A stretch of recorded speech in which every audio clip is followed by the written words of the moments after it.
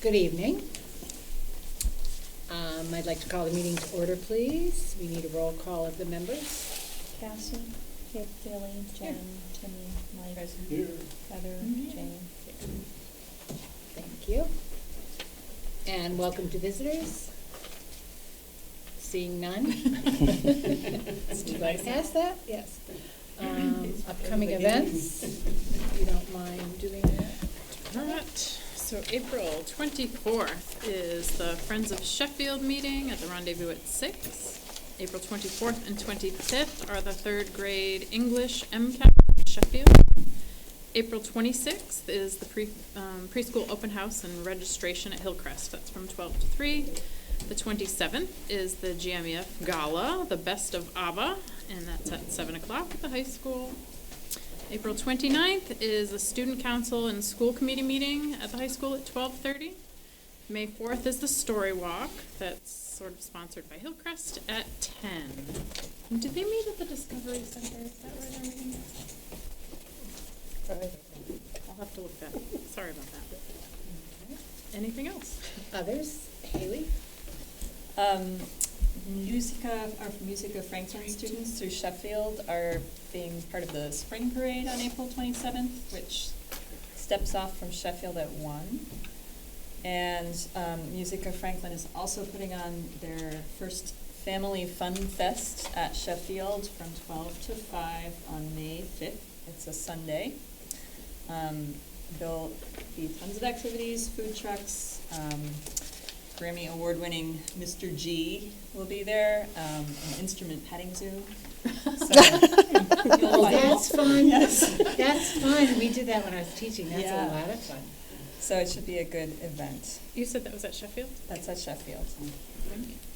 And maybe just give the date and time on that again. So the Fun Fest is Sunday, May 5th, 12 to 5. And then the spring parade is this coming Saturday, the 27th at 1. Jennifer? Well, to add on the Fun Fest, I've taken the kids to see Mr. G like 5 times, and he's just phenomenal, and it's English and Spanish, and he's really great. So it would be a lot of fun. And then the parade, there's also a 5K, which I know they have a bunch of our students running as well, and the theme is magic. So there are lots of dress-up stuff. I did have an edit to the Friends of Sheffield. It looks like this month they're meeting at the Five-Eyed Fox. Oh. I'm not sure why, but change. And then it looks like it goes back to the rendezvous. So maybe there's just a conflict. What it says. And then April 26th is Hillcrest All-School Meeting. And May 3rd is first grade song performance at Hillcrest at 9 a.m. Both of those at 9 a.m. And then, do you want stuff we attended to? Sure. I attended breakfast with the Easter Bunny. Cassie was pretty great. One of our high school students was the Easter Bunny, and she did a fantastic job. They had face painters, which were also students, and the servers were students, and it just was a really fun event for the kids in the community, and hopefully raised a lot of money. I don't know. Yeah, the weather was really yucky. I don't know how I know they still had the egg hunt in the park after, but we served about 125 people in the rain, so, well, not in the rain. They came out in the rain. So, I mean, we'll definitely do it next year. It was really successful. Yeah, it was really great as a participant. John said we had a pretty good turnout at the field, actually. Oh, Even in the good, rain, yeah. so. We went to that in the rain, too. Yeah. And then I also attended the select board meeting last night, or they voted on the regionalization committee, and they all approved that. Just was there to listen and kind of update. And then last Thursday, I was able to attend a meeting with the chairs of the Joint Committee of Education. Superintendent will give us some more information because he attended a session right before the session I went to, which Francia Wisniewski was there from Montague, and also Carl Jura to be there for the teachers. And we pretty much almost the whole room gave testimony about the status of our schools, and they were very receptive to listening. Thank you.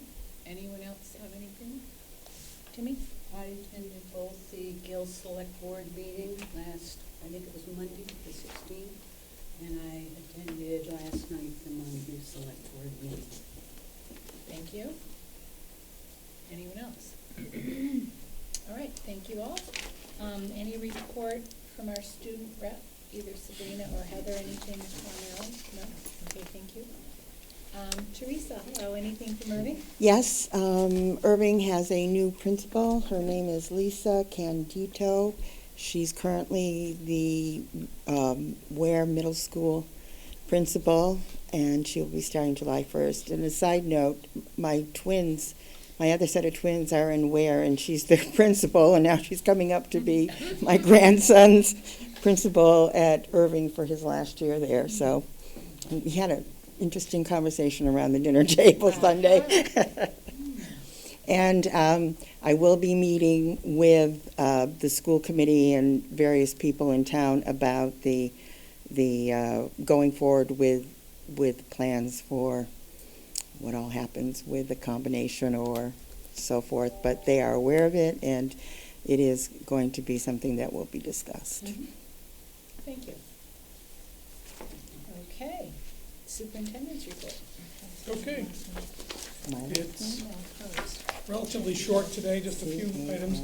The first one, you've heard this, but I just wanted to put this information out there again to the public. We now have I'm pleased to announce that we have a new secondary principal who will start on July 1.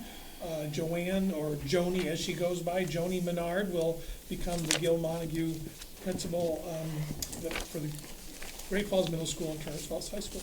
She has accepted a 3-year contract, and her annual salary will be $108,000. And Ms. Menard has been the principal of Petersham Center School for the past 4 years. Prior to that, she was an instructional coach at Medway and a middle school science teacher in Spencer East Brookfield, in addition to holding other teaching and private sector positions. She's got a bachelor's degree from Ohio State University. She grew up in Ohio. A master's from Anna Maria College in Paxton, and she's working on a doctorate at the University of Hartford. She was the unanimous choice of our search committee, and the feedback from visits to her school and her visit to our high school and middle school were all very positive. People are very enthusiastic about her joining us. And I wrote in the press release that she is both relationship focused and results oriented, and I think she will be a good fit for us. And I wanted to remember to thank our 12-member search committee. They put in a lot of hours through interviews and reading resumes and doing the visits, and it was hopefully they feel like it was time well spent. Other staffing news, these are a couple accumulated things. We had a grade 7 science teacher, John Henry, who resigned effective April 10th. And so for the remainder of the school year, he will be replaced by a long-term substitute teacher, Mr. Charles Smith. And in the 5th grade, Sheffield Elementary School lost Ms. Leslie Gray. She resigned in early March. And I'm happy to say she has been replaced for the remainder of the year by retired teacher Donna Clymer. So that's good news for our students. Yes. What was the length of service, do you know? I'm just curious, of the 2 teachers. The science teacher was hired last summer, and Ms. Gray was in her 3rd year. Thank you. Yep. Third item, state funding meeting. Jennifer just mentioned this, I'll just say a little bit more. On April 18th, the Collaborative hosted a meeting set up by State Senator Jo Comerford. She's really being very supportive of education right now, early in her tenure.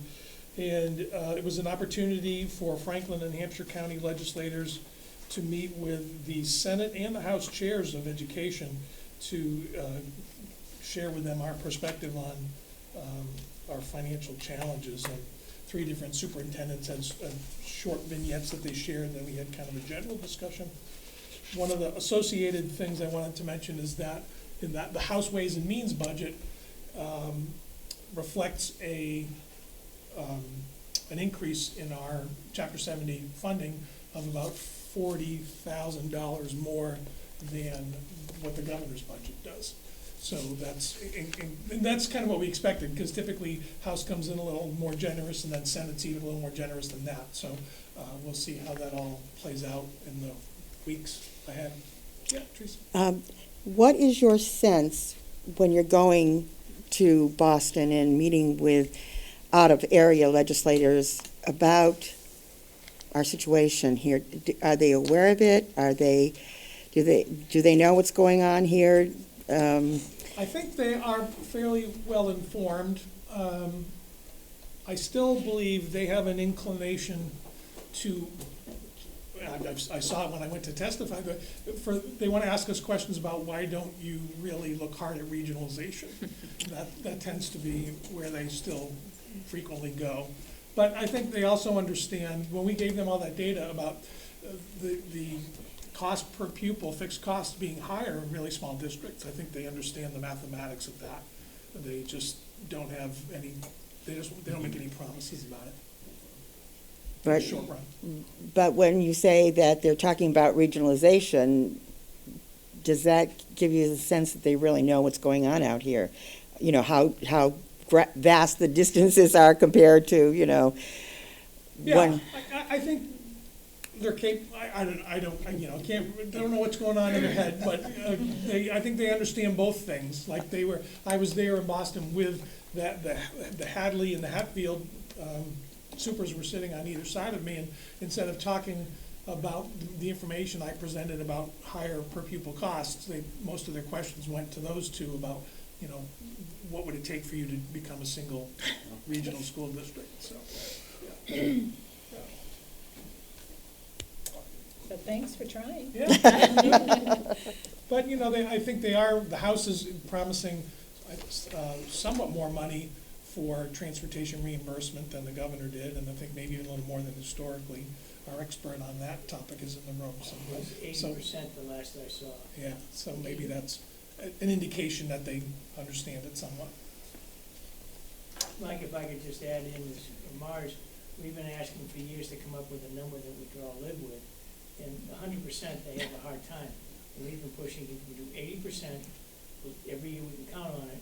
So what the department's gonna do is they calculate what the total eligible costs are, and then 80% of that, and put that in the budget from day one, and not keep fighting. Because I've been told over the years that they'll put in the level fund and let the Mars fight it out the rest of the time, which we've been somewhat successful. But if they could go with 80%, you could count on 80%, that would be a big deal for us. Yeah, and Steve's the leading lobbyist in the state for us in that regard, so good to have him here for that. My last item, I just wanted to mention very briefly that as Mohawk Regional School District considers the fate of its warrior logo and nickname, this topic has returned to local news. It's interesting to see people's attitudes evolving, but to clarify some of what has been recently mischaracterized, I've asked our social studies teachers to write a short piece explaining the ways in which we address Native American history and culture in our curriculum, because we do a fair amount, and one of the things that somebody might misconstrue is that we had a course in Native American studies last year, and we don't have it this year. Instead, we have something on regional environmental history, which has a very big Native American component to it. But we don't, when we have those highly specialized courses, with our enrollment being so low, we can't offer them every year because we won't have enough kids interested in taking them. So that's just part of the things like that. Thank you. That helps the Yep. clarification on that. I think it's really helpful. Any other questions or comments for Michael? Haley? Is the Native American history course an every other year course? Is it going back and forth? Yeah. Okay. I was also wondering, for Joni Menard, is there going to be any kind of like a social at some point before school starts to meet her? Yeah, I think we'll probably try and do some kind of meet and greet. I mean, I certainly plan on asking her to come to one of these meetings, but in terms of a community meeting, I think we should arrange something. Yeah. That would be great. She strikes one as the sort of person who would do that. Yeah. Yeah. I think Yeah. it would not take much encouragement for that. Yeah. Jen? Thank you for clarifying about the Native American studies. I've had a couple of questions recently about that. So, and for the teachers, are you doing like exit interviews to kind of find out if they are getting a better opportunity, or if it's life circumstances, or if they're, you know. I often do. Sometimes those things are very person and circumstance specific. Yeah.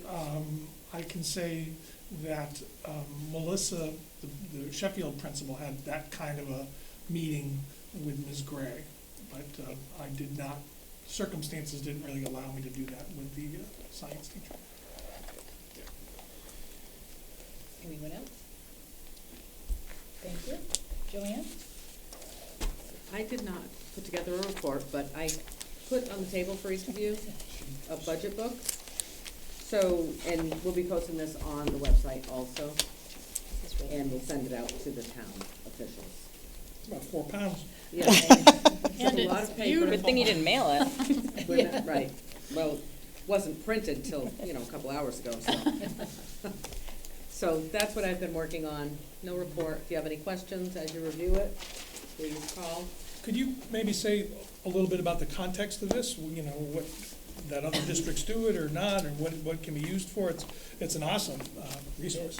Right, so Jane has mentioned a couple times when she's gone to MASC meetings that they present these budget books that have a lot of information. So I looked up different districts in Massachusetts that do this and put together this budget book. The Association of School Business Officials has what's called Meritorious Budget Award. This isn't even close to ready for that. But districts such as Worcester, larger districts, Hampden, Wilbraham, they have done this in the past. I think Worcester does this every year. They put together a budget that follows the Association of School Business Official guidelines. And so that's what this is modeled after. But I still have a long ways to go.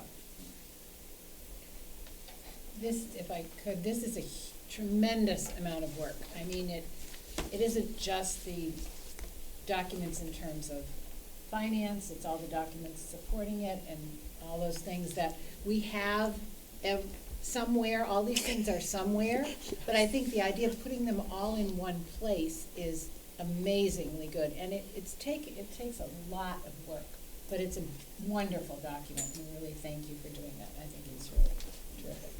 So this has been a work in process for the past couple of months. I did have some alone time last week when I was traveling to work on it. Cassie? I was just gonna comment, I mean, there's even a glossary in the back. Yeah. And, I mean, we hear enough acronyms. Oh, You know, I yes. mean, and just having, like, that resource to look up, look things up, for somebody looking through that might be new to this and not really, understand some of this, so, thank you very much. Yeah. So there are 4 major sections in this. So the intro, well, we have the table of contents that sort of leads you through it. And when this is online, if you click on something in the table of contents, it'll bring you back to that page, which was a lot of looking. So the intro has an executive summary and a letter from the superintendent. And sort of, if you pull that out, you should be able to get a good grasp of the budget. And then we move on to the organizational section, which has our regional agreement and the Irving tuition agreement, vision, mission, our goals. And then the financial section starts more at a higher level and then goes down into more detail.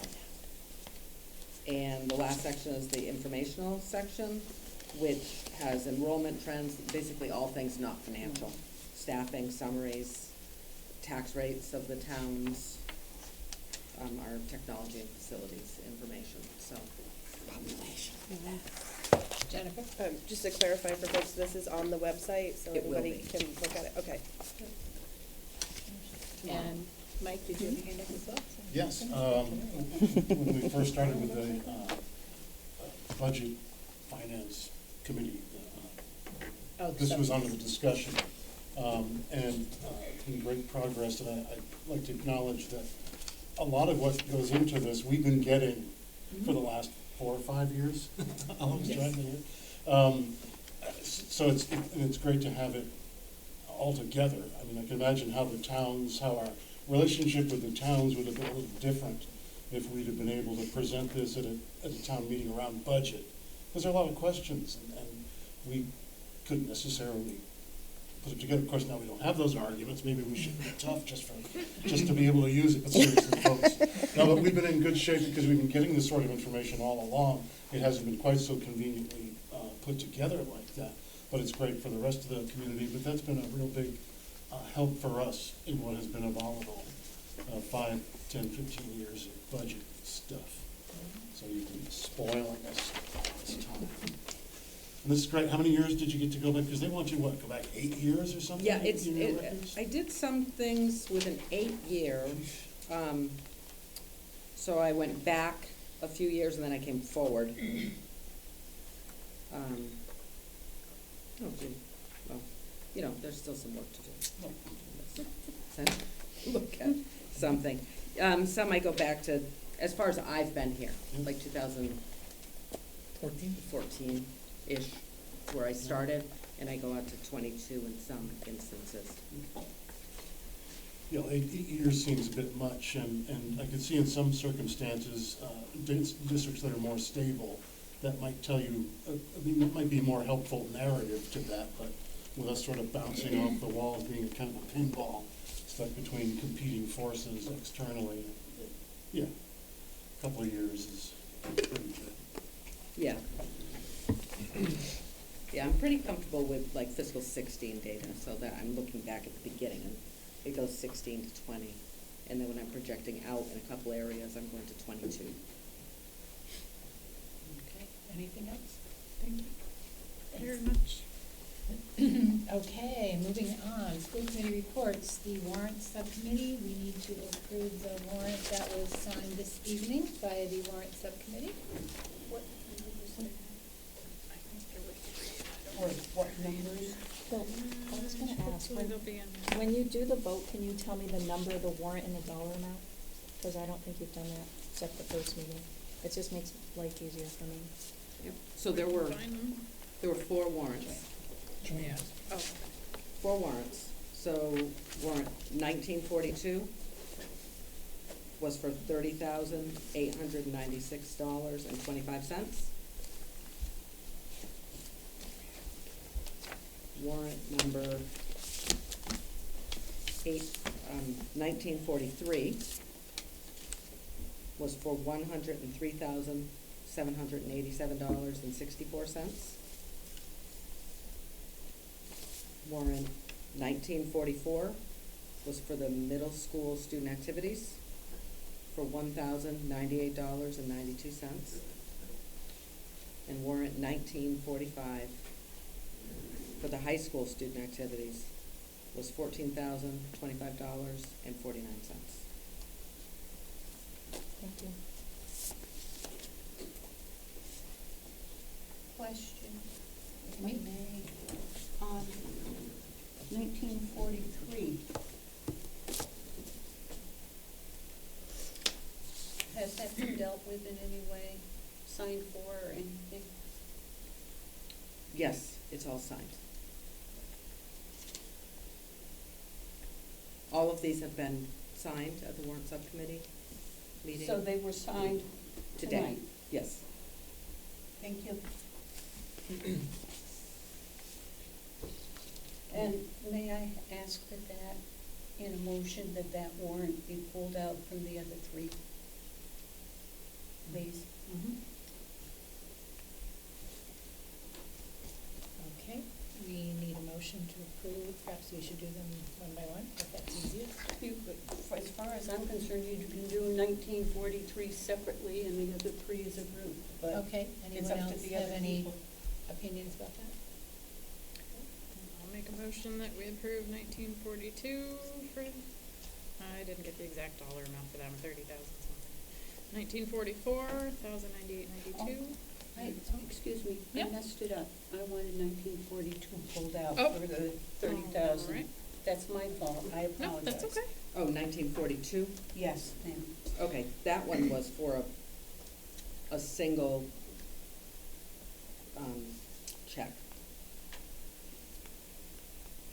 So I make a motion then to approve warrants 1943 for $103,787.64, 1944 $1,098.92, and 1945 $14,025.49. Second? Okay, we have a motion, we have a second. Any discussion? Point of clarification, that's for 1943, 44, and 45. Mm-hmm. Yes. Thank you. Yep. Mm-hmm. Any other discussion? All those in favor? Okay, that was unanimously passed, thank you. Would I have a motion for 1942, please?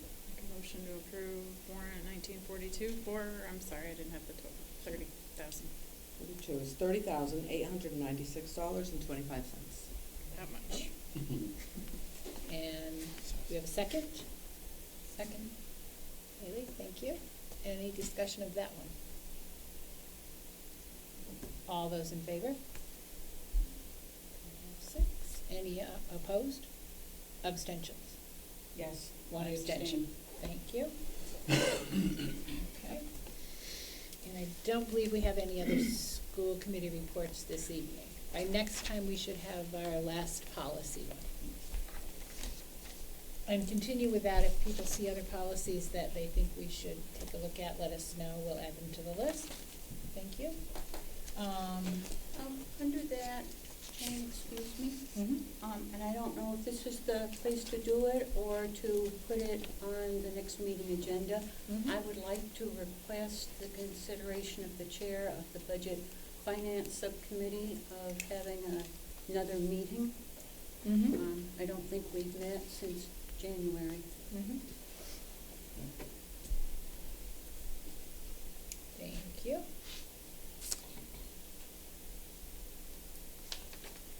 Okay, moving on to the business section. First item is the school committee meeting processes. And that we see as a discussion, probably this is a good time to mention. We're trying to be a bit more specific as we're organizing the agenda, so people will know which items are, I mean, we've always tried to indicate where there's a vote necessary. But it seems it would help us if we indicate when it's just a discussion, when it's a presentation, when it's something that needs to be voted on. It probably, when we get to something, if it's a first reading or a second reading, and when the vote will take place on those different items.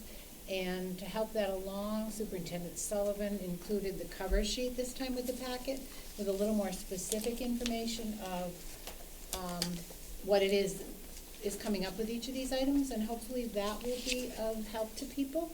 I think, I think everyone's been kind of processing the process, and that's helpful. I think it is. It will make us work better, I think. So in that light, we thought it might be good to discuss the meeting process. If people prefer to think about doing a larger meeting where that's just what we discuss, or if people might like a section of several regular meetings set aside to that, whatever the group wants is fine. And any suggestions at the moment are great. I think we can always improve our process. We have a couple of hands. Okay, Cassie, thank you. I think this is already very helpful. I was sort of feeling before, I know we had a few meetings that just seemed to go really long, and I think it was, we had a lot of really good discussion, which is always great, but that takes up time. Mhm. And so sometimes you kind of get to the end, and I know I left a couple meetings feeling like my brain was pretty fried, and probably not like in the best decision-making state. So I think, I know just for me, any way that I can prepare before a meeting to kind of have more info, and I don't want to say cut down on important discussions, because we have to have those discussions. But even just, the notes that the superintendent put in, just to kind of get an idea of, when it says just one line, under business A, now we know, okay, well, it's listed there because this is where the focus is going to be Right. in our discussion. I think for me, that's really helpful. Good. It just directs it a little bit more. Good. We're hoping something like that would be Yeah. of assistance, because it can be a little overwhelming. Yeah. Sometimes, we've had some fairly packed meeting agendas. Yeah. And I think that might help us to be a little bit more focused. And, thank you. Jennifer? I agree that this was very helpful to have, knowing if it's just a discussion or a presentation or informational versus if we have to make a decision, is really helpful. And then just providing us with some context as to why we're reading what we're reading, so we know kind of in what frame to think about it. So it was very helpful to have that summary, and then also looking at the agenda. Sometimes they're just too full to get it all done, Mhm. before 10 p.m. Absolutely. So I think, it's hard sometimes to know how long a discussion is gonna need, and it's just an estimate, so, I know you're working hard on that, but. Right, and I think with that in mind, I think if it seems reasonable to the committee as a whole, occasionally when something does take longer than we think, we may need, as we've done once in a while, to say this other item, I guess we can just put it forward to another meeting, if it isn't time sensitive. And I think if that's acceptable to people, we might not feel quite as obligated to get through everything one way or another, because that's not always the best way. And I think that might be helpful too. Mike? Thank you. The meetings, I think, are going very well. I think we fit together. There's a lot of good, vibe and all that. The decision-making model, I like the model. We could definitely stand to talk about this some. Mm-hmm. I don't know if the intention was to do that now. It sounds like you're sort of taking the temperature of the room. Which is not to say that we don't make good decisions, but I feel like there are some common elements to the times when the discussions can get off in the weeds. One is expectations about, exactly what's going to happen tonight. Mm-hmm. The other is, just how this decision is finally going to be made. So I like that, I would like for us to talk about a decision-making process. Mm-hmm. I think it would also help everyone else, particularly people who would like us to do something. So they'll have a better understanding of what our process is and be able to prepare when they come to us with things. Part of the reason, I was thinking many years ago, this same conversation came up and people were concerned because we'd have a long talk and a lot of interesting questions come up and we didn't necessarily have the answers, and then we'd vote. It's like, there's a lot of ways to read into that. One is that the concerns came up, but they weren't, really overwhelming and okay. But the other times, it's like we don't exactly know. What's the timing? Is there a hurry? Is there not a hurry?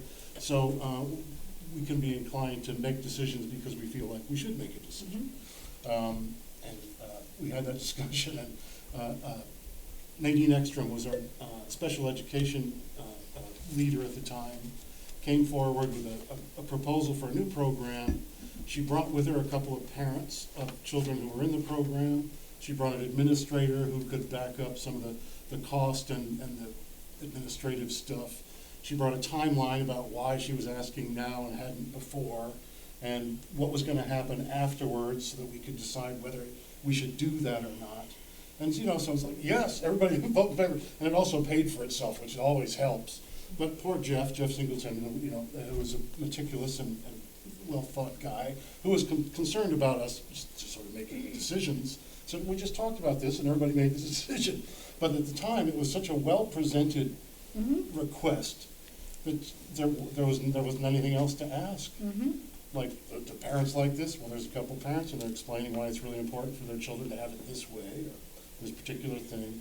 So, I have been thinking, too, about some of the common threads we've heard from folks coming to us with concerns about decision-making. Mm-hmm. Kids say they ask us our opinions, we give them their opinions, we don't know what happens, decisions get made, we don't really know how. And maybe it's an opportunity for us to do a little role modeling in that way. Mm-hmm. So at least when we do make decisions, we can have responses prepared for folks who've had input or concerns. So I really I love this idea. Mm-hmm. I like this circle. I think that, I'm not sure, where did this come from? What's the industry or? Yeah, well, I got stuff like this from all kinds of different leadership books. This one just was found online as a good visual. So. Yeah, and I think if you could convert it to, this particular use in our own context. I mean, do you wanna read this over, just to give people an idea of what we're talking Sure. about? I could do that if you like. Sure. So, what's nice about this is lots of times these things get really complicated. This one's not overly complicated, but as Mike just mentioned a minute ago, it says when you're, faced with a decision we all have to collectively make, context can be really important to understand why now and what are some of the parameters to think about. So that is listed first here is clarity, clarifying the decision-making context. And then it says the next step is to define objectives. What exactly are we trying to accomplish, and measures that would measure that. And then the third step would be to consider alternatives before you get too far ahead of ourselves. And then the next step says estimate consequences. I think that's a good word to use because you can never totally know. And then the next one says evaluate the trade-offs and then make a selection. And then after that, implement the strategy and then review the decision, and then lead you back to the top of the circle again. So just a process to keep in mind. Haley? I think that this cover sheet, sort of clarifying our purpose on each agenda item is great. So thank you for putting that together. My wish for us is that we can focus with more clarity about why we're here, so that we can, I think we've been productive in our meetings. I think that maybe the focus hasn't been as clear as it could be. And, I don't know about the rest of you, but I see us, or personally me, losing efficacy and, clarity of mind after, 2 or 3 hours have gone by. So if we can keep it shorter, as productive and more focused, I think those are all good things. I wanted to take the temperature of the room about maybe having another meeting, and maybe in the conference room at some point, just to talk about our processes and expectations. I don't want to force that on anyone, but if anyone else thinks that might be useful to all get together and just talk that out, that'd be great. Kind of a working meeting, Yeah. where that would be the only topic, I think is a suggestion I'm hearing, and people are welcome to weigh in, Jennifer? I'd be willing to do that. Also, following up on something that Mike said about following up when folks come and ask us about something, and sometimes what happens after that is weeks or months later. But I thought that at one point, a while back, we had talked about adding an agenda item as like a follow-up, kind of a catch-all follow-up on past, it's kind of like old business, but just kind of answering some of those questions that had come up and been dealt with, so the public knows what happened. I think there's a lot that we could get into a little more deeply if people are able to spend the time. Otherwise, if that's not going to work, we could consider something else. Whatever the general consensus is. Cassie? I think it's been a really long time since we've had a good old-fashioned working meeting downstairs. I know. Just one focus, get it done. I think that I also wanted to just add, with this cover sheet, is there's a lot of work that goes on behind the scenes. I know that I look stuff up and I email Jane or, the superintendent with questions and whatnot. And so I think that this also opens up the opportunity for that to happen before the meeting. This comes in the mail on Thursday. If I read it and, I have a question about something, it gives, you the opportunity to bring it to the meeting so that it's not, well, let's check up on that and put this on the agenda again, and then it just kind of keeps circling through. So. Kimmy? Jane, I think having a working session is a great idea. I would like to comment that it's the virtually end of April, and May is, at least the beginning, town meetings and everything else, a very busy time. So that's maybe something you want to consider. Well, that's what I was wondering. I was actually already thinking in terms of calendar, what we're looking at and what might be available. It doesn't put it off till summer.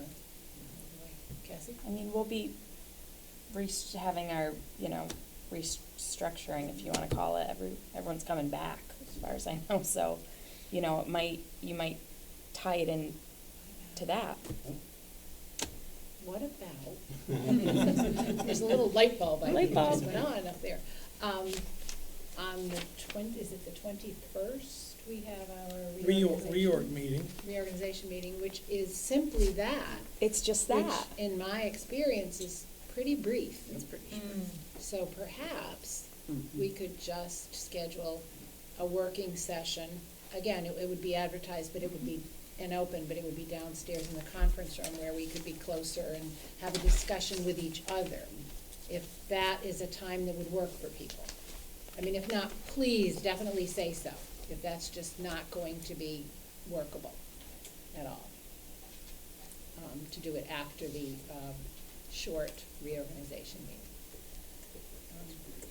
Is, I think it's already on the schedule, I mean, yes, would anyone like to offer an opinion on that? sorry to jump in, but I just wonder about, doing it after the reorganization. I wonder if we'd wanna have that discussion before, in case, I don't know. Oh, the hour before instead of perhaps an hour afterwards. I'm amenable. I mean, if it's not gonna work for somebody, they really need to say so. It doesn't really work for me, but there are Okay. 8 others, and I'm inconsequential as far as, you know, and I'm not being Well, no, it anything matters. else. I'm not trying to be anything. I'm just a very busy time of year, and Okay, so that evening wouldn't work. That's okay. We need to know that. If you know, if that evening isn't workable, that's okay. Yeah, we can find another well, time. an example is who's going to chair it. Well, it would be after the. It would have to, that's why it would have to be after, because once the election is up, you have to, That's what you do the next day. right. That's, thinking about doing it afterwards. But, Mike? Cassie's point that we will have pretty much the same group unless something unexpected happens, so that's good. I mean, well, in terms of scheduling.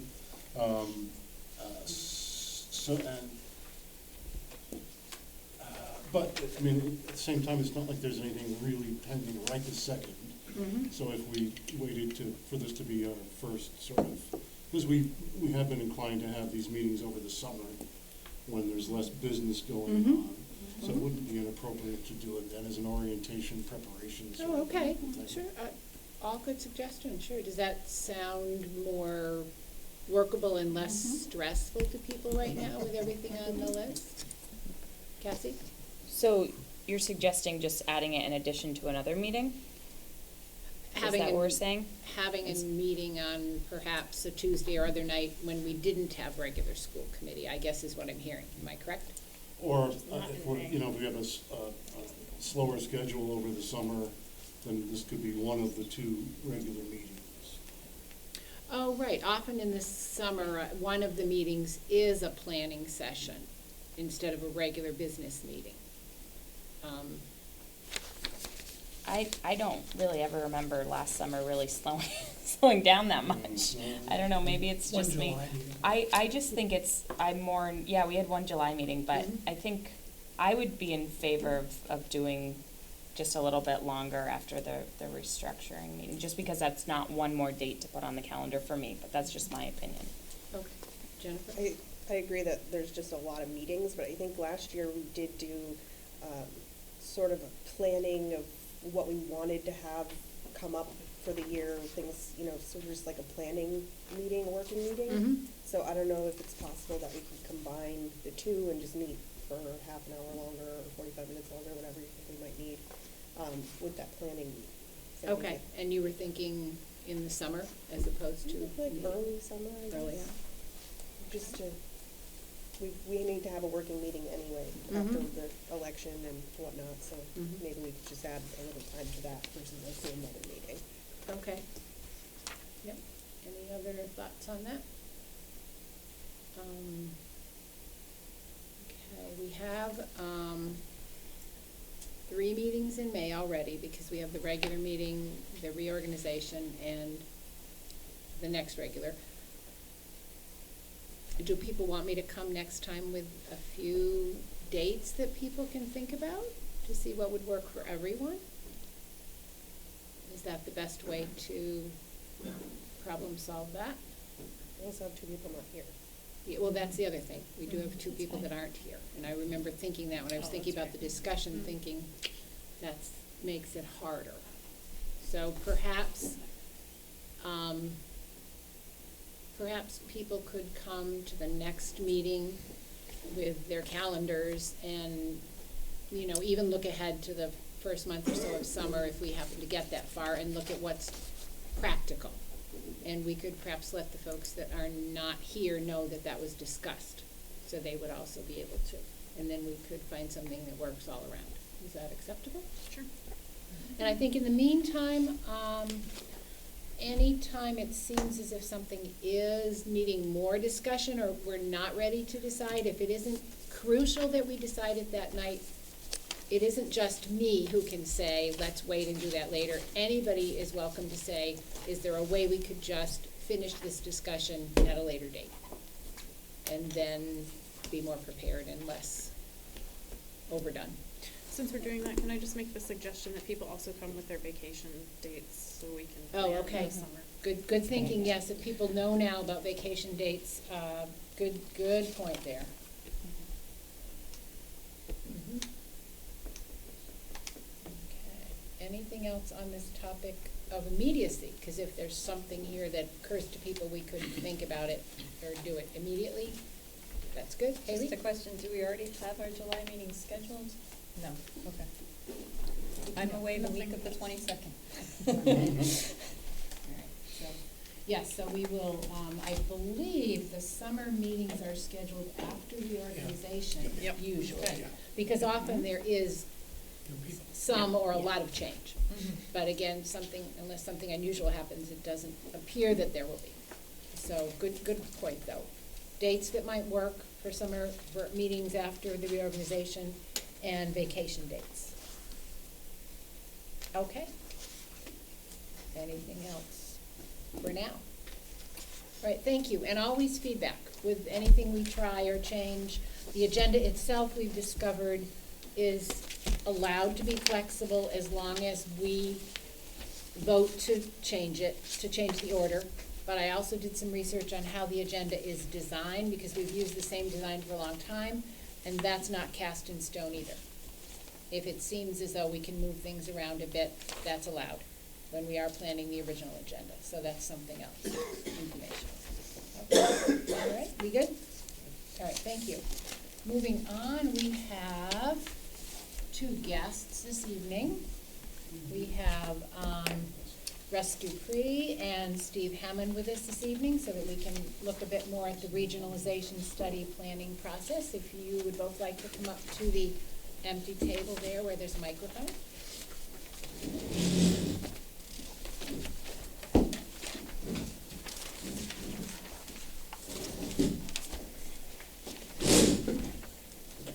And thank you for joining us this evening. I think, has everyone met Steve and Russ before? I think so.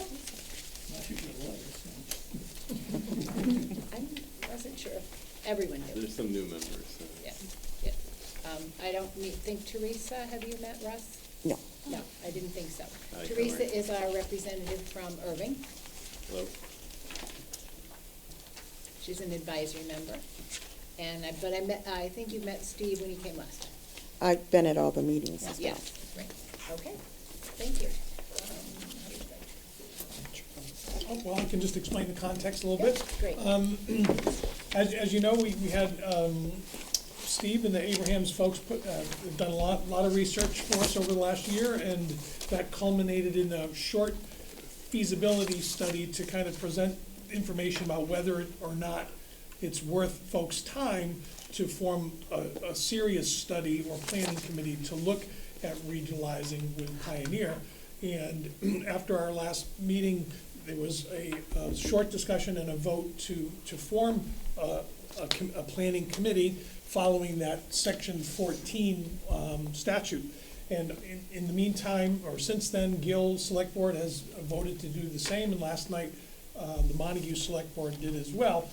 But then the question was raised, is this the only way to proceed with studying in a serious way or planning for regionalization, particularly when it's regionalizing regions, which seems to us to be kind of uncharted waters, and it's a little unclear whether or not this is the only way to go or whether it's the best way to go.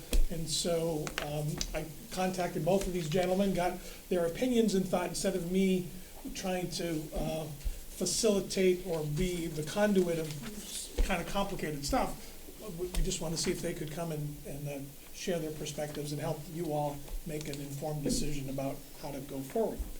And also, we don't really, I guess my one cautionary thing for tonight would be to say we also have to be mindful of Pioneer in this situation, in speaking with their administration, and I think some of us maybe have had contact with their school committee. It seems understood that they have not entertained this particular question yet themselves, either the select boards or the school committee. And it doesn't seem like they're about to do it in the next short amount of time just yet. So we have to keep that in mind as well. So, welcome. Do you want to start off? It's fine if you do, I guess. We basically have the same opinion on the topic.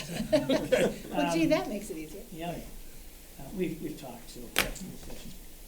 There are two ways that you could regionalize the regions, and there are pluses and minuses to both. One way is you could take, following this procedure, and that really goes back to what's in the law, setting up a planning committee from each town. One of the original things it said that we had to go to town meeting. Mars was able to get the vote in that by a voting majority of the Board of Selectmen and majority of the school committee, they could ask the moderator to appoint a planning committee of 3 people, of which one must be a school committee member, and then they appoint maybe Selectman FinCom and another person at large. So if you were going to follow that you would have to do, because you are the school committee for Montague and for Gillian Montague, that you could vote to say to request that the moderator from each town, along with the selectmen from each town, please appoint a planning committee. You could do that. Pioneer could do the same thing, and then you would have then 6 planning committees who then would come together with a planning board. You'd have 18 people. They would elect a chair and maybe a treasurer, secretary, so take minutes. You're subject to the open meeting law. And then it talks about in section B, which I think we sent to you, is that how they would form it. And to realize that the planning committee from the towns, they've been appointed to do that. They've been legally sitting there, and someone says, why are you doing it? Because we've been appointed to take a look at forming a region. In your case, you'd be taking 6 towns, forming a new 6-town region. One of the interesting things, you have to figure out what the name's going to be. You're going to do that. But then there's all the different aspects that you develop, and realizing is that the regional agreement creates the school committee, who then is going to hire superintendent, hire positions, and then you're going to develop policies, you're going to develop the curriculums that you want developed at the schools and so forth. Those particular things don't go into an agreement. The agreement is the operational piece. What do? You have to do a budget, you have to do assessments, and then within that, how are you going to amend the agreement and the other parts that are required to have in that agreement.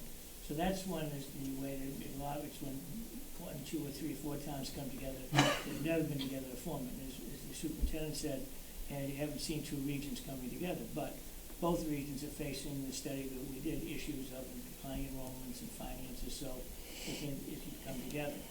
The other way is that you could take one of the regional agreements, and you could amend one of those agreements. And you would start saying, okay, Gil Montague or Pioneer could take that agreement and say the other towns are coming in. That could happen. My concern to you is that it's really that you're not then creating 6 towns, you're bringing from originally 2 or 4 and bringing them in. And I think politically it's a difficult way to say, people saying, well, we were brought in as opposed to we were equal partners when we formed the region. So you can take it however you want to go with it, but remember, if you go with this process, you're going to have people on there that will go back to the town meetings and help you sell that to the town meetings. A school committee, you could come in and you could form a regional planning committee or an amendment committee if you wanted to. You can do that. It's what will sell best to the towns and what do they feel that they're part of. And are you gonna be now, are you gonna assume that the Gil Montague, or are you gonna have the Pioneer, that's the name of it, and those two towns are going in, how is that going to work? And it also, is that you're gonna have the traditions of that region that you joined, or you're gonna have the new traditions of a new region, 6 towns, how are you gonna develop that? Russ? Your turn. Yeah, so I think probably the first step is really to figure out what Pioneer, and I represent Pioneer as well, by the way. So I think the first step would probably be to determine what Pioneer is thinking, either the school committee or the towns, depending on which route you really want to pursue. Because it doesn't make sense for you to kind of go through this whole process without knowing if the other party is willing to do it. I would say that you have to keep in mind it's a different voting method. So if you go with the statutory route where you're basically creating a new region, then you're looking at town meeting vote. And if you go the other route, then you're looking at, well, actually you can do a majority vote of the school committee and the boards, but I guess what I'm saying is if Pioneer School Committee doesn't want to vote to do it, then you'd have to go the other route, which would be town meeting. At that point, though, you have to determine, does that really make sense to try to do it if one of the committees doesn't want to do it? So I think you need to flesh all of that out a little more. You know, potentially you could do a joint meeting with Pioneer and talk to them. Or you could have maybe administration talk with each other and then try to circle back. But realistically, the Pioneer School Committee would have to weigh in on this at some point to determine, you know, where they want to go. Clarifying question. Okay, yep. If it's the town by town, and we'll ask the moderator to nominate, or to populate those committees, if there's 6 of them, the school committees that those members come from would be the existing regional school committees? Yes. Yeah. In your case, one member from Gil, one member from Montague would be appointed. Same thing for all the 4 towns out there, Northfield, Warwick, all of those. You'd appoint one. I've had discussions with the Department of Education, and you can both directions. And to do this, it's new ground, the 2 regions, but this would make, under this law, which would make sense if you want to do it that way. The other thing that would have to be developed when you do that, if you develop it, you've got each region has certain financial obligations, right? Some debt, you've got OPEB, other types of things that you have. Those would have to be ironed out. How would they be responsible? So if you develop a new region, then the operating costs, your transportation, debt and capital of the new region, but then you've got the old debt and things that you have to do. You have to be you have to agree to a separate appropriation of each of those towns to follow through.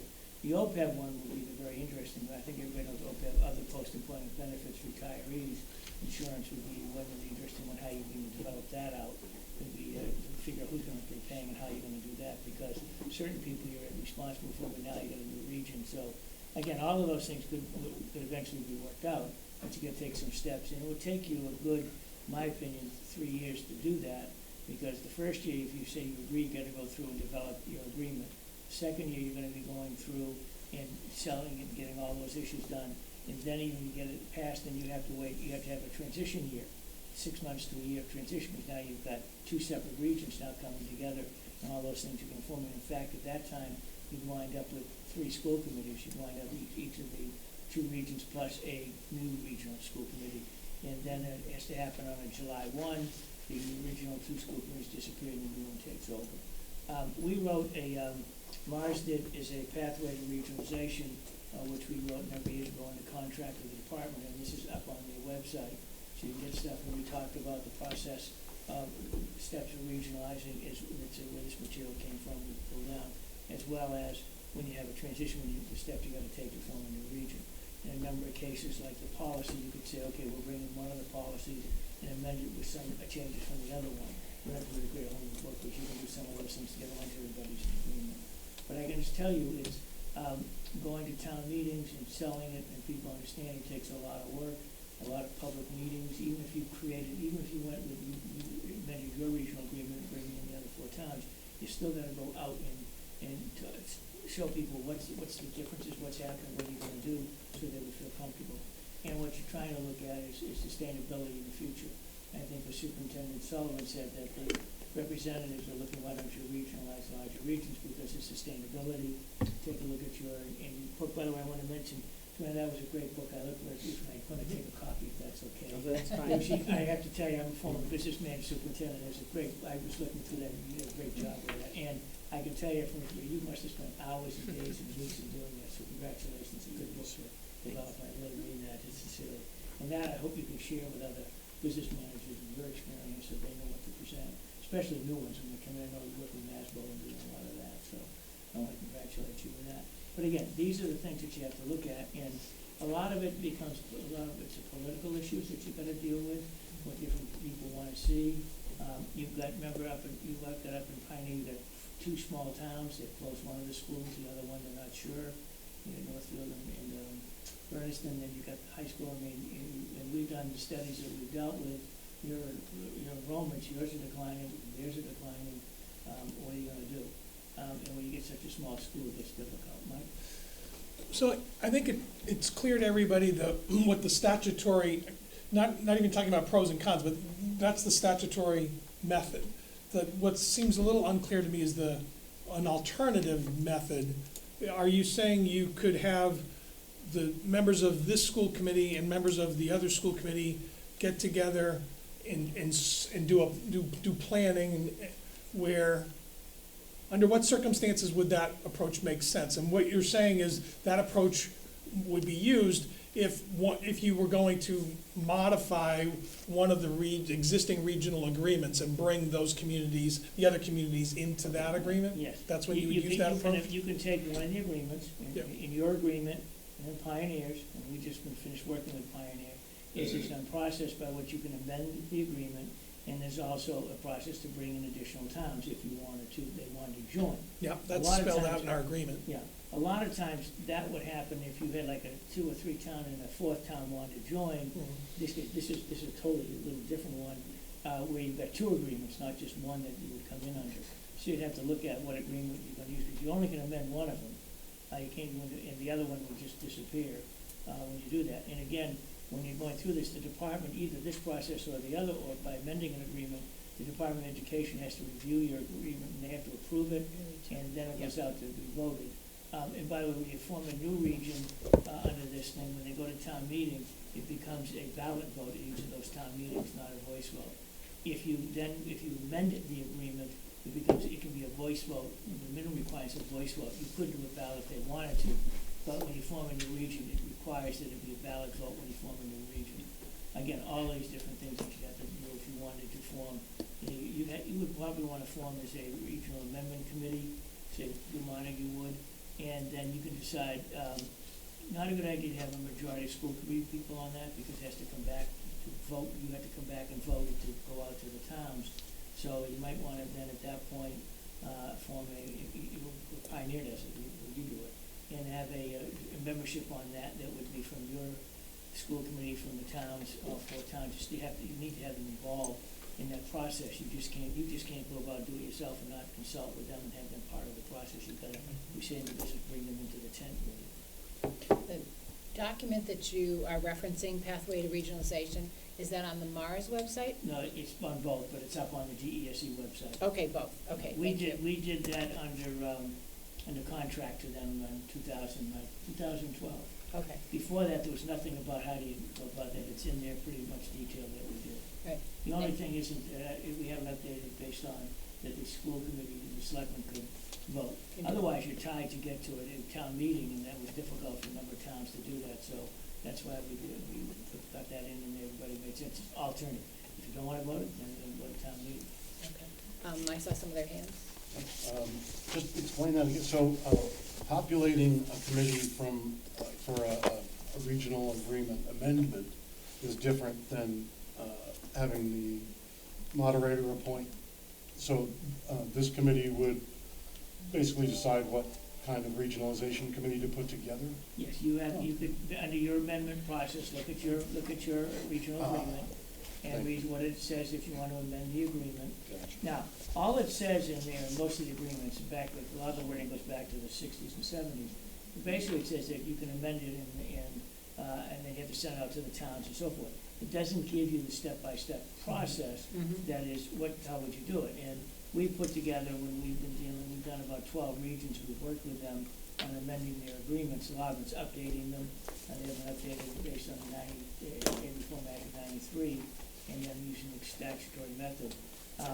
And so what you do is we suggest forming an amendment committee that involves school committee, but not a majority, because you then become, because the region said that you form a regional amendment committee of some school committee and then townspeople and citizens at large, and then they go through what they want, and then meanwhile everybody's reporting back to what's going on, and then it comes to the school committee, and they then have a right to, they have to review it, vote it, yes, and then they send it out, and it says in your agreements, you send it out to the towns for their approval to get on to a annual or special town meeting for approval.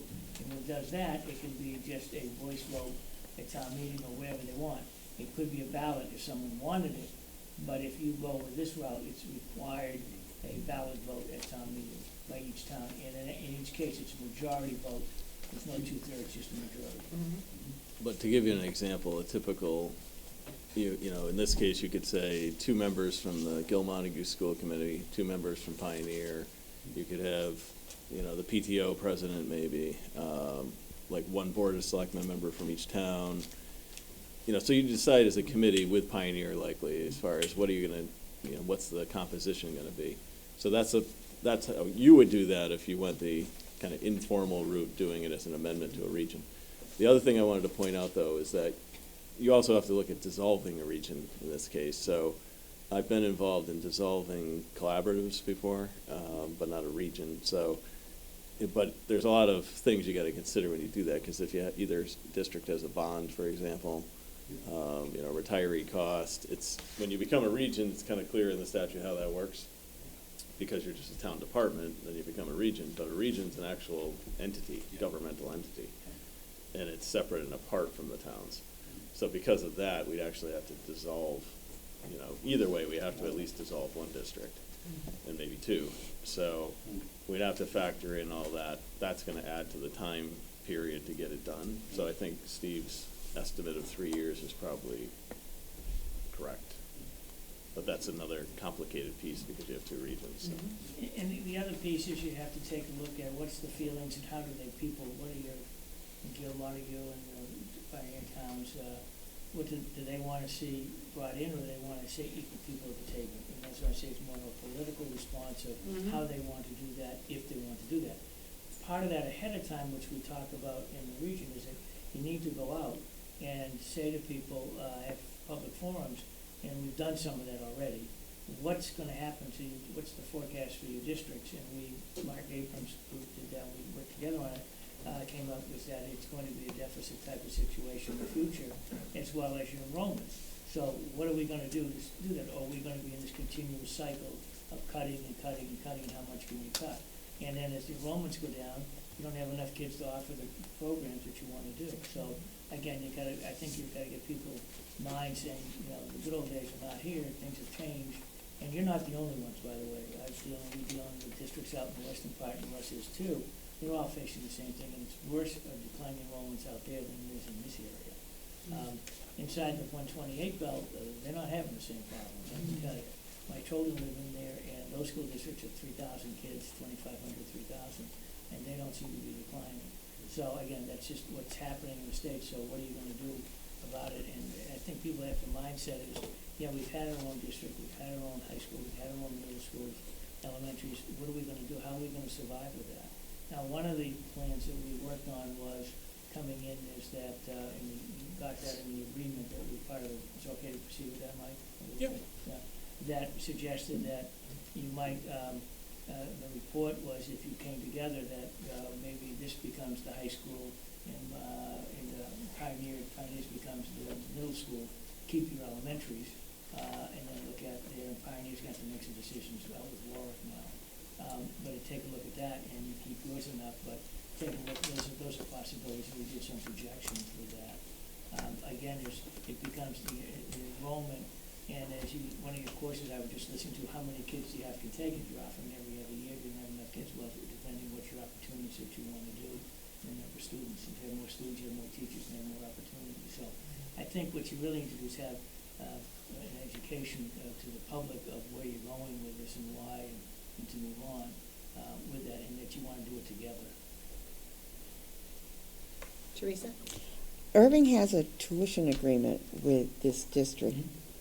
Is something like that for the high school and the middle school and pioneer towns feasible, where they could keep their elementary schools and do something like a tuition agreement for the high school Yes. under the the amendment kind of thing? Yeah, if you're amending, you're changing it, and again, the tuition, what basically in the regional agreement said that you could have tuition agreements, that's all it would say. And then the school committee negotiates a tuition agreement with the town of Irving, whatever town you're at, they negotiate that agreement with that one, but it isn't said in the agreement you're gonna have, it just says that they can do tuition agreements. And you don't wanna specify, because you might wanna make changes, you just said Irving, and also when the town wanted to do it, now you gotta amend your agreement to do it, so you gotta be careful what you put into the agreement that will cause you problems later down the road. The answer is yes, that all can happen, and then if you're gonna form even the sixth town within the new region, you could have tuition agreements with that new region, no question about it. But I don't know if they do that. I mean, if they didn't have a high school, then a tuition agreement, so I Right, guess. you don't have a high school. Right, we don't have a high school, Right. right. But the other issue is dissolving the other district and what to do with the buildings and things like that. If you didn't have to do all of that, if you kept your elementary school, at least they'd have part ownership of their education. And it was just, the secondary education that, they might consider rather than the whole 9 yards, Well, we recommended what we wrote up, Yeah. saying is that each town will keep their elementary schools, so there's no question about that. It's just that the secondary level, high school and middle school, and it became a six-town region, then you could have a contract with the company of the region, and the high school kids would say, if it was Gilmore, would come to Gilmontague. If you had a secondary, junior high, middle school, you would go up to Pioneer. You could have those agreements, but either way, if you did it yourself or you did it this way, it's still gonna be a new six-town region. Okay, anyone else have questions for either Russ or Steve while they're here? Jen? It's not a question for them. Okay. Joanne? Would it make sense to create a new regional agreement? These regional agreements have been around since before school choice and charter school. And, I think there's some language changes that could benefit just starting from scratch. Is there a sample regional agreement that you could start fresh with? Well, interesting you mentioned, Joanne, is that we just, under contract with the Hart Committee, did update the regional agreement in Pioneer, and it's been approved by the Department of Education. So you could start with some of the wording in that agreement that we know would make sense, as well as doing that. There's a number of agreements we can get that have been approved by the department. We've done Adams Cheshire, and we're also Spencer East Brookfield doing that. We can get those and what have been approved and make the best language from those that you want to do. Depends what you want in those agreements and how you want things done. But again, you would start with, okay, first thing, we've been reordering agreements. You take a look at agreements, they put school committee first, somewhere later they put type of region, then they put assessment, and they put budget. Well, that's not the logical order that you want to have, so we would set up, here's the order, and then just what you said, we start pulling those things in each of those departments, because there are requirements the department requires to be in the law, that's what needs to be in there, so yes, we would start again, and we have language that we know that would be approved. But just to add to that, the amendment often means basically it's almost a completely new agreement. I mean, there's certain sections that we usually don't touch just because they're standard, but a lot of the sections would be completely different. So even though we're saying it's an amendment agreement, it's really, the agreement's going to be quite different because you have a whole bunch of extra towns, and so it's going to look a lot different, and we would completely update it at the same time. If a region or a group of towns decides to work on a regional agreement, are there people available at the state level to assist them in writing it at no cost? Well, no, Christine Lynch will review everything. We Right, send I know they everything to have her. to be, from being on the regional group, I know it has to be approved by the state no matter whether you just change some of it or change all of it or start fresh or write a new one. I know they But- have to approve it. So throughout the process, though, what we do is we send it to Christine Lynch and Miss Hirsch. Ruth Okay, so Hirsch. she's still doing that And she- part-time? Oh, yeah, and she sends it back to us with, track changes, and Right. so they're not gonna write it for us, but what we do, they've seen, Steve and I have worked on lots of regional agreements together, Mhm. so we send it in to her, she sends it back, we do that many times throughout the Right, process. right. So that by the end, there's no surprise, we know they're gonna approve it. Right, and I know the suggestion always is that, involve the state looking at it and Yep. giving you information before you get anywhere near taking it to a town Yeah. for approval. Generally, what we've done is we work on getting regional amendment committees together, committee together. We do the agendas and then what sections we do. Then Russ works on the legal aspects of it, so we always make the legal piece of it going. And then we send it into Chris, or Ruth Hirsch is mine, I've taken Chris's position. Mhm. And then we try to send them, we get 8 sections, send 8 sections, are we okay with this? We do give them what we think the new order should be, okay, any problems with that? And sometimes they get pretty picky. But again, it's something, and one of the things they always say to us is, this is what it says. Is it saying what you really mean? Is that what you mean? And the second piece we say is that in 25 years from now, nobody in this room is going to be sitting here. The new people will clearly understand Right. that that's being, because what happens is, well, this is what it means, and that is in the same language. Right. So we try to make sure of that, and we can bring language in, and we work together on that to make sure. But the two things they really look at, one is the school committee makeup of making the town for one person, one vote, and then they look at the assessment and how that's been done. You need to have in there the statutory, plus you want an alternate, you can have an alternate, it's all going to be defined in the agreement. And Okay, then when you put down per pupil, they say, we're going to use the October 1 numbers. They say, what numbers are you going to use? You use October numbers that the kids are in the system, or are you going to use foundation enrollment?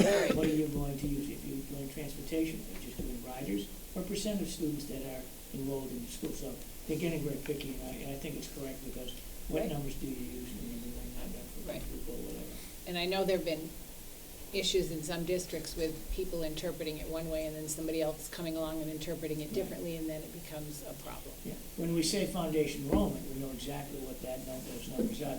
They're what you're responsible for paying for, not only kids in your district, but school choice out Mhm. and charter schools and then everybody special ed and residential placement. So it's very clear what Mhm. that is, and we actually define it when we do that. Thank you. Timmy? As we've been talking,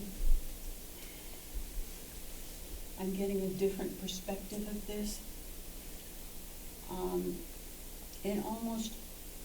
Tonight, I almost have the feeling that following, I don't care which one, chapter 71, section 14, or going the other route, if we make the decision to do either, we have made the decision and committed to regionalization, rather, well, No, you're not committed until you send an agreement in and. no, but it's assumed that you're committed. In other words, we aren't, Well, you're committed to looking at it. That's what you'd only be, this stage is really, you're committed to talking to Pioneer in this case about the potential to regionalize, if we could get all these things worked out.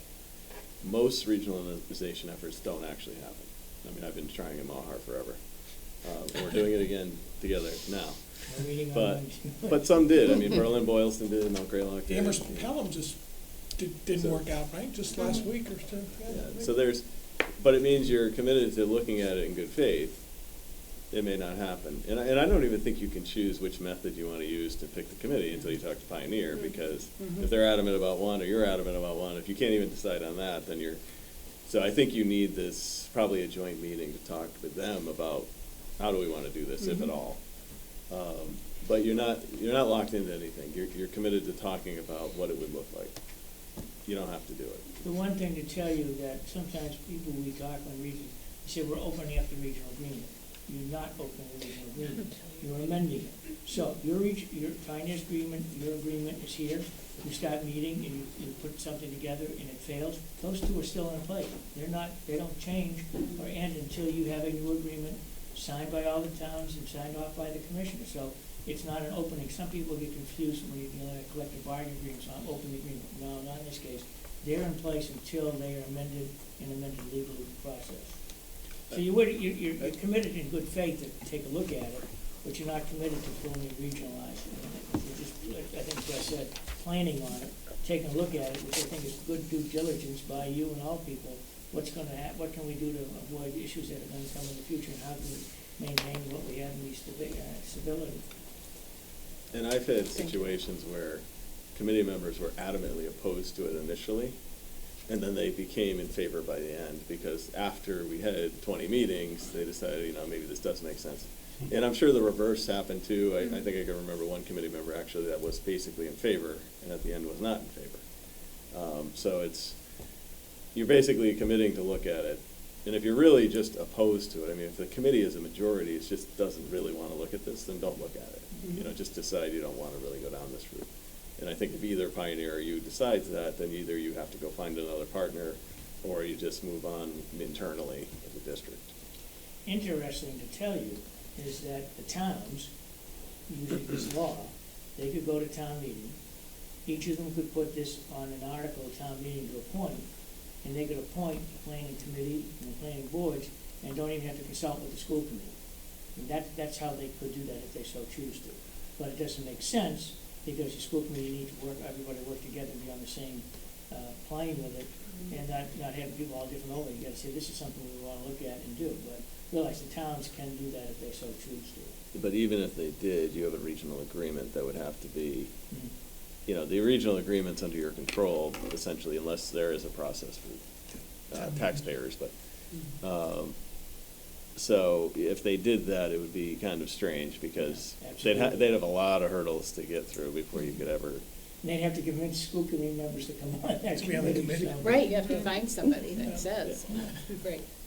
Any other? I just point that out, there are other things Yeah. that the towns. It is a potential. Michael?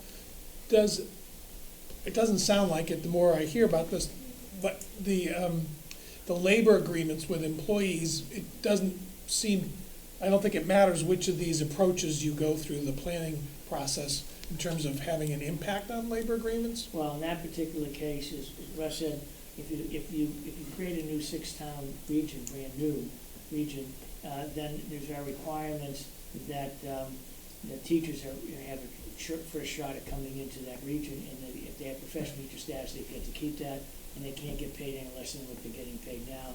You have to set up new collective bargaining agreements, and with them, the new salary schedules and everything else. Either way you go, you're gonna have to do all of that. Yeah. But it wouldn't be, but if it was an amended region, you'd have to negotiate, but you have an existing contract. Right. If you were a brand new region, you wouldn't, but it's all MTA groups, so the reality is it's gonna look pretty similar to one of your current contracts. Either direction, I think either direction you go. Yeah. And again, those people, the law is very clear that, they, as I just said, they same salary, they can't get paid less. They're not necessarily gonna get paid more depending on which salary schedule you use, but they can't get paid less, and that they have a right to come into the region, and then if they have professional teacher status, they maintain it. There would be one other, I just said they're all MTA, but your support groups are not, some of them. Right. Right. Pioneer, I'm not even sure they have a union for their support groups, Yeah. but, okay, they don't. Because I had ran into that Berlin Boylston, it was AFC and MTA, so then you have to have an election. But I don't think you'd have that, because Pioneer, I think it is just teachers there. Any other questions? I have the sense from just talking to people in the community that they're sort of interested in going from where we have left off with your presentations and things, where they have been able to pick it up either out of the newspapers or if it's been televised that way. And they want to go further, delve themselves deeper into it. Some of the people I have the sense, aren't that convinced that there's tremendous financial benefits, in the beginning at least. But there appears to be to them benefit of a greater, better, more robust education for the children. that the taxes aren't gonna go down, the assessments aren't necessarily gonna go down.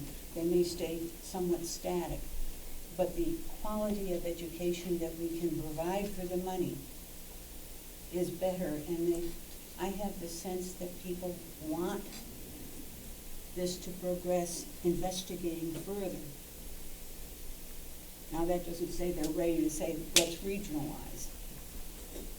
And that, as you say, looking to go further can take a year, 2 years, then you've got the whole, if you decide to do it, you have all the legalities to do it. I think it's sustainability we're seeing, of districts with the declining enrollments and the money issues and trying to go it alone is very difficult. And if you take a look at, Joe picked up the stuff from NESDEC, the student enrollment projections, you can see where you're going. And they did Pioneer, they're not the same with you, they've had a drastic drop over the years. So that's where I think one of the big things is the robust. If you can stay the same cost and not very jumps in cost, but robust education opportunities for kids, that's what you want. And you want to be able to keep kids in your district. You have a large number of kids at school choice out. You want to keep the future kids into your district. That's what I know. Cassie? Thank you for the presentation. I think it clarifies a lot of questions I had about this. But I think really what you're saying is, bottom line, it comes down to just waiting on Pioneer. I mean, that's sort of, is that I would suggest that bottom line? to your superintendent, maybe your school committee chair. Yes. You need to approach them and Yes. say, could we have a meeting together and talk about this and not just get over those hurdles with them. Right, right, and I think that's Yeah. occurred to us, that needs to be, had some information from the newspaper about their meetings and all, but not really any particular direct contact recently, so I think that is the next step. I would suggest that you, the superintendent, might want to go up to the meeting of the school committee, go to them and say, we would like to talk about this, could we set something up? Okay. Teresa, question? How is the Heart Committee, are they appointed by the Pioneer School Committee, or? No. They were appointed by their own, actually, it was Northfield was the lead in the grant that they got. Uh-huh. And so that's when they put out for a contract, which Abrams Group and Mars, we responded, and we worked with them on their regional agreement, and we worked on doing other things with them, part of that grant. The major was the regional agreement that needed to be updated. Then it went to the school committee, and I understand the school committee reviewed it, and I haven't picked up, because our contract ended once we did that. Here's your agreement that we got approved from the Department of Education. So the Heart Committee was a creation of the towns that went together and they formed a grant. We got a grant. Which one, I forget, Sam, where you got your. Yeah, there's a, well, Community compact. Community Yeah. compact, thank you. Community compact grant. and that group pre-existed before the grant. Right. They were, They came, it was the town side people, Yeah. and they had a school committee representative at their meetings. So, do they figure in, or is it just between the two school committees? It would be the only. Yeah, they're not. No. Okay. or the select boards. It would be this, In the four moderators. select boards in your school committee, like you've got this school committee. and Okay. Right. Two select It was boards. a different And even if the moderator's picking, it doesn't mean you can't provide a recommendation. Mhm. Oh. It probably wouldn't be the exact people, but categories, you know, we'd like a parent, we'd like a teacher, we'd like a community member, you know, whatever you want, at least them to consider putting on that group, you could at least Okay. ask. And what can happen is you'd have 3 members appointed, but then other people could take part in it, they can attend the meetings, the public meetings, subject to open meeting law. And, a lot of times you get volunteers like that you can use to help them do some research for you, they want to get involved, and a lot of different things can happen. If we invite the finance committee as the board of selectmen, you want to invite everybody to these meetings so they can see, And that's your- publicize them as much as you can, And actually. that's your opportunity. The first part is you gotta show, what are the issues, what are we facing, and why do we wanna do this? And then, people will buy in and say, okay, let's take a look at this, and let's look and see what it comes out. Okay, unless anyone else has another question, thank you very much. I think that's really helpful. Timmy? I would like to thank both of you for coming tonight. I found it personally very helpful, and I'm looking around seeing as you're talking, heads nodding up and down. And I know it's a long trip for both of you, and I do appreciate your making it. Thank you. I want to make clear to you, your superintendent asked me to come, and I'm here on my own coming tonight because we got involved with you in working on the grant and wanted to follow up with stuff. So I think this is a favor to your superintendent. He asked me to come. So Thank you. I'm very glad to do that. He works for you, so. Compelled, but you're a volunteer a lot like we are, so we appreciate But I it. also would say is that we would be very interested in working with you, Mars, because we have experience with it, and we're a good team when we do stuff together. We've done that, we've done like 4 districts, I think, together over the years, so we know each part of the role. Mine more was the operational role, working with the committees, and then Russ is on the legal aspect, so it works out well. Yeah. But if you're interested, then we can talk. Thank you. Thank you. Thank you very much. Thank you very much. I think if it's acceptable, a 5-minute break, and then I know we can whiz right through the rest of it. I can tell. On roller skates.